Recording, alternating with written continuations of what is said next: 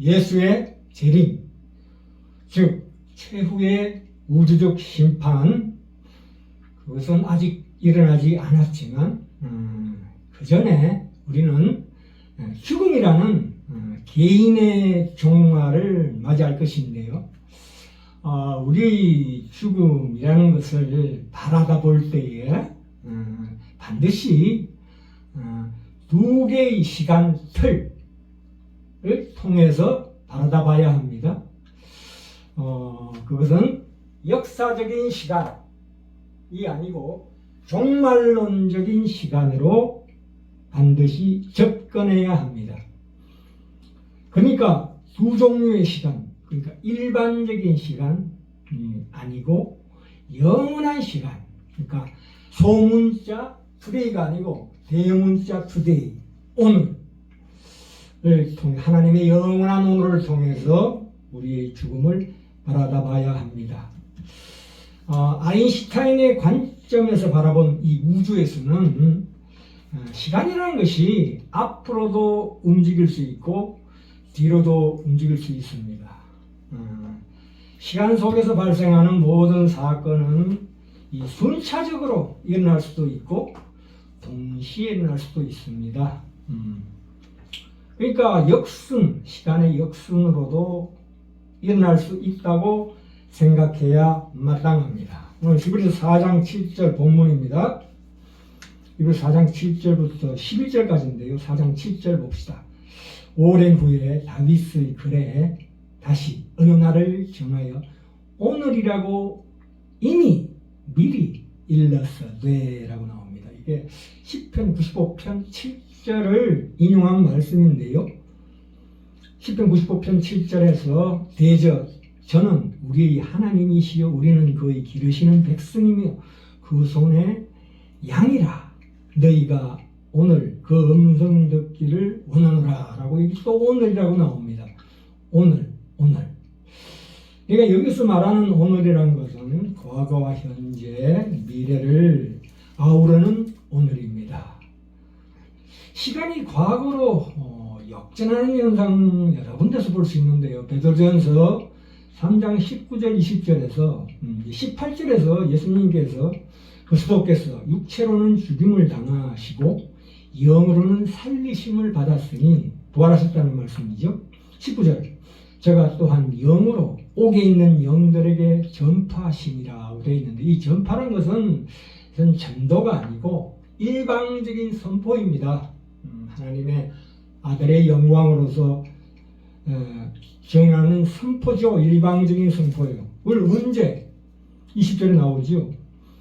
저들은 전에 노아의 날 방주 예비할 동안, 노아의 날 방주 예비할 동안이라는 것은 거의 1700년 전 일입니다.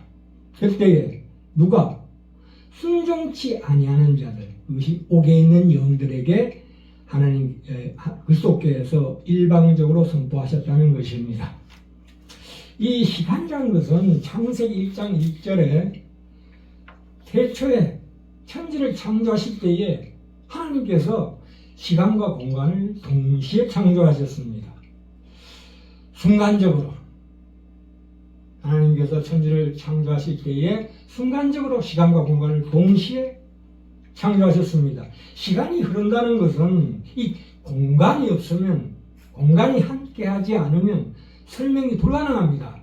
왜냐하면 이 우주로 봤을 때에 태양과 지구 그리고 모든 별들 사이에 어떤 중력, 핵력, 전자, 기력에 의한 시간의 기본 형태가 있을 것이고 각 별들의 그 질량, 그 크기에 따라서 또 그 속도에 따라서 자전과 공전을 얘기하는 겁니다.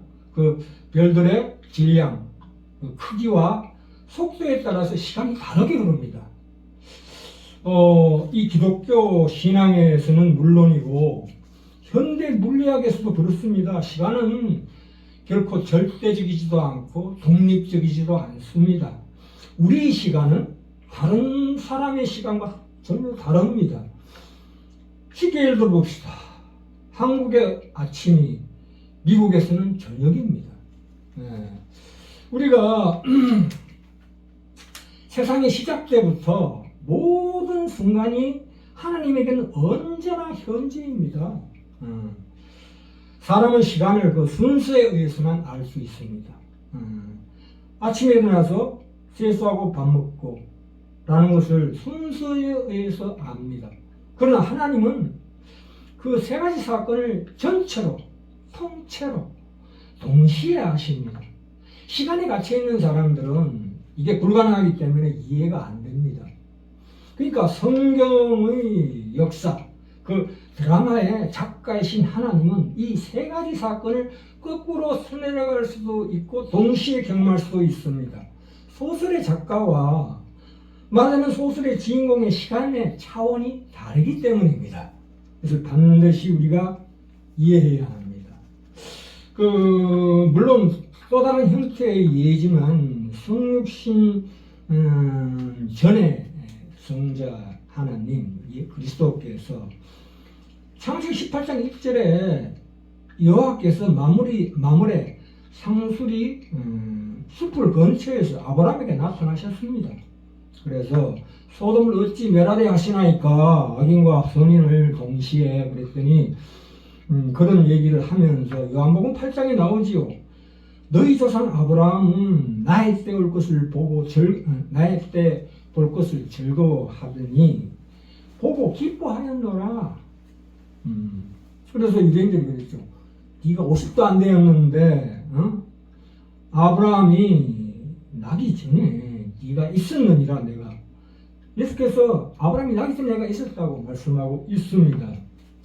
그래서 우리는 우리의 죽음과 부활에 대해서 기독교적인 관점에서 말할 때 반드시 두 개의 시간의 틀을 가지고 접근해야 마땅합니다.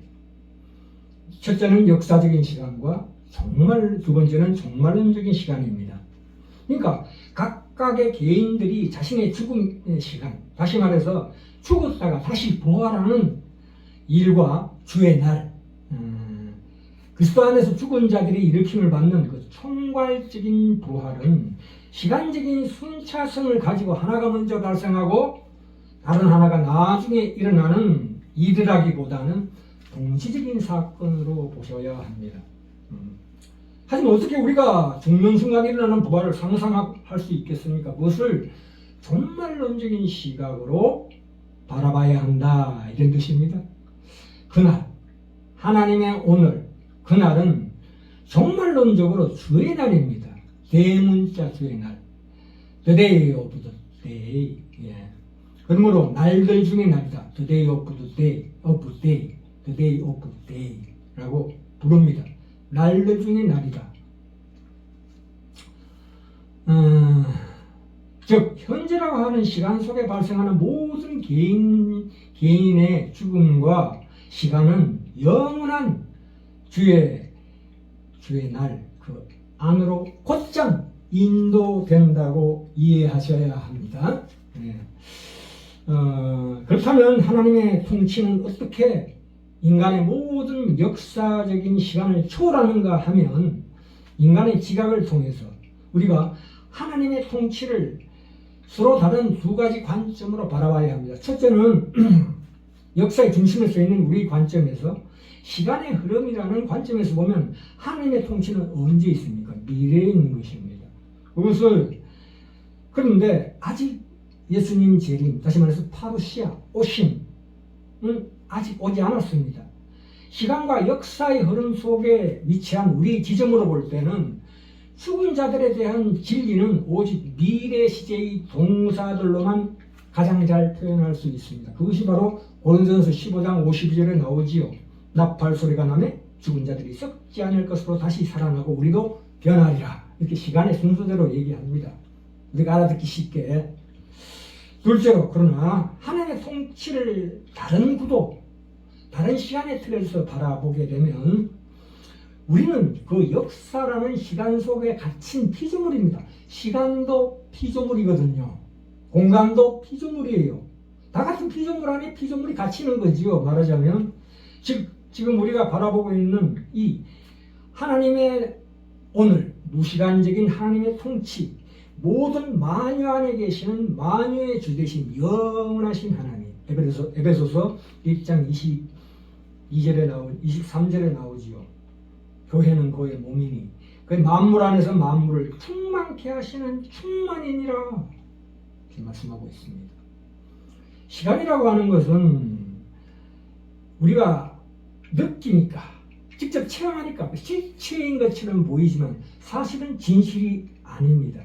시간은 하나님이 창조하셨습니다. 하나님이 그 시간이라고 하는 것을 만들기까지는 시간이라는 것은 존재하지 않았습니다. 그래서 하나님께서 창세기 1장 5절에서 저녁이 되고 아침이 되니 이는 첫째 날이니라. 시간은 피조된 것입니다. 시간은 피조물이에요. 공간도 피조물입니다. 그래서 만약 온 지구를 위해서 허락된 시간이 멈춘다면 그때 마침내 벼랑간에 종말이 오는 것입니다. 우리가 어떻게 이러한 무시간적 실제에 대해서 얘기할 수 있습니까? 이 무시간적인 하나님의 시간에 대해서 우리가 표현할 수 있는 언어는 사실 없습니다. 그렇게 우리가 추정할 뿐입니다. 오늘이라는 today, 이 대문자라는 단어라는 것은 우리가 얘기하는 월, 화, 수, 목, 토 이렇게 소문자 today하고 다릅니다. 이 오늘이라는 것은 히브리서 4장 7절에서 얘기하는 오늘이라는 것은 대문자 오늘입니다. 이 오늘이라는 용어는 날들의 날이다. 언제라고 하는 것이 없는 그날이다. 하나님의 오늘이다. 힘이 없는 위대한 안식일이다. 그럼 나오지요. 히브리서 4장 9절 봅시다. 그런즉 안식할 때가 하나님의 백성에게 남아있도다. 이미 그의 안식에 들어간 자는 하나님이 자기 일을 쉬심과 같이 자기 일을 쉬느니라. 그러므로 우리가 저 안식에 들어가기를 힘쓸지니 이렇게 말씀하고 있습니다. 또 하나 예수님께서 누가복음 23장 48절에서 어느 강도에게 얘기했죠. 강도에게 오늘 네가 나와 함께 낙원에 있으리라. 그 오늘도 바로 히브리서 4장 7절에서 얘기하는 오늘하고 똑같은 단어입니다. 요한복음 11장에도 나옵니다. 요한복음 11장에 보시면 요한복음의 저자 요한은 두 종류의 시간을 얘기하고 있습니다. 즉 일반적인 시간과 영원한 시간을 겹쳐 놓습니다. 여기는. 그래서 이 마르다가 얘기합니다. 아니 주님 주께서 여기 계셨더라면 내 오라비 나사로가 죽지 아니했겠나이다. 요한복음 11장 21절에 그렇게 말합니다. 그때 예수님께서 뭐라고 말씀하셨습니까? 네 오라비가 다시 살아나리라. 마르다는 이 말을 듣고 본인이 시간과 역사에 속박된 지각을 가진 사람으로서 응답합니다. 뭐라고 응답합니까? 요한복음 11장 24절에 마지막 날 부활 그때 미래에는 다시 살아날 줄을 내가 아나이다.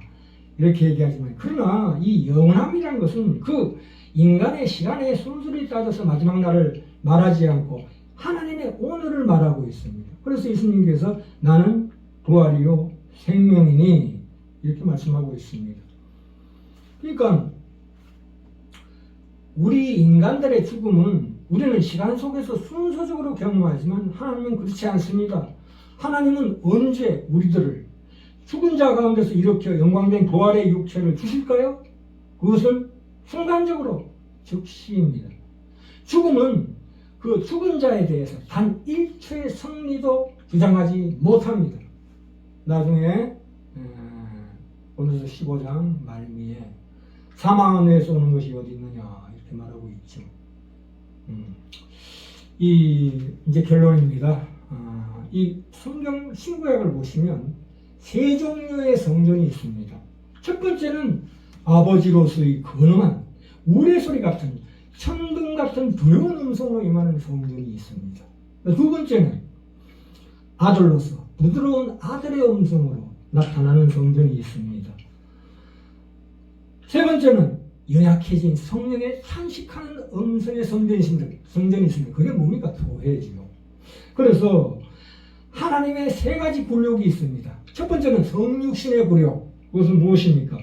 인간의 한계 속 하나님 만드신 시간과 공간 속으로 내던져진 그 성육신의 굴욕이 있습니다. 하나님의 수치죠. 두 번째 굴욕이 무엇입니까? 십자가입니다. 십자가의 굴욕과 수치. 세 번째는 뭡니까? 이게 가장 중요한 건데 교회입니다.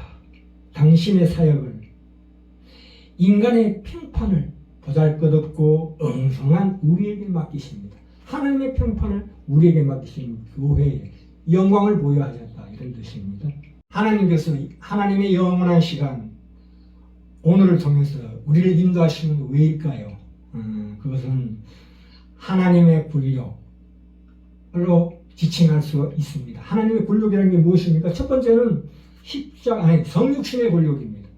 인간의 하나님이 만드신 시간과 공간 안에서 그 속으로 내던져진 인간의 한계 속으로 내던져진 예수 그리스도의 성육신을 의미하고요. 두 번째는 십자가의 굴욕입니다. 그 수치.